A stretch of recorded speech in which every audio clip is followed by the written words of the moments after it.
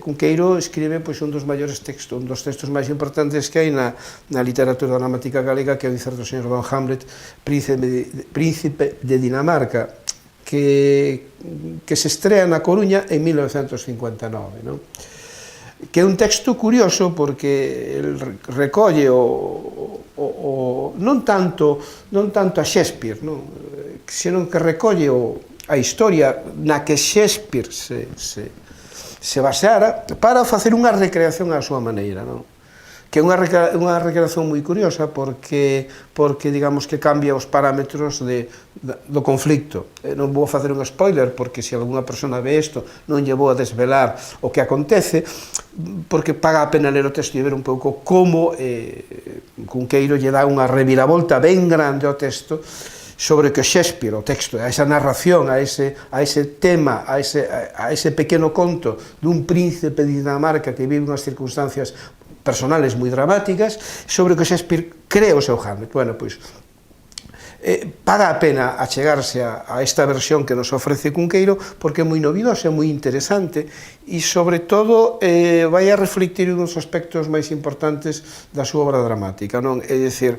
a incertidume do ser humano diante dun destino ou diante dunha realidade que lle resulta moi difícil entender, comprender ou incluso asimilar. Iso vai a ser unha constante na súa obra.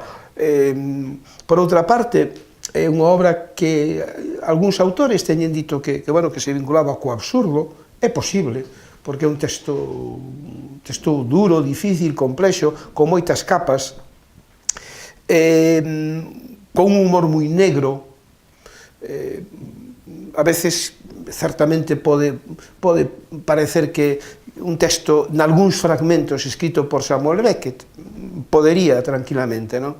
Pero realmente é moi curioso, é algo fascinante ver como Cunqueiro se atreve con un dos mitos da literatura universal e lle dá unha volta realmente sorprendente, e eu diría que magistral, non? E logo publica outro texto que é un texto moi interesante, non? Que a noite vai como un río, que é un texto moi lírico. Lembremos que Cunqueiro tamén é un gran poeta, non? No que colle un tema tamén importante na literatura universal, que é Inés. O personaxe de Inés, a procura do amor, a soidade. Introduce tamén o tema da guerra, o tema da espera. Lembremos a Agardar por Godot. Aquí temos que é unha Inés que espera que chegue o amor non chega. E unha vez máis, o confronto entre a ilusión, entre o desexo e a realidade, entre aquilo que esperamos e aquilo que nos chega, co cual tamén é un texto moi duro, porque, en definitiva, sitúa o ser humano diante da incerteza do destino e diante do feito de que o destino moitas veces non cumpre os nosos desexos, co cual iso deixanos unha sensación de profunda amargura, non?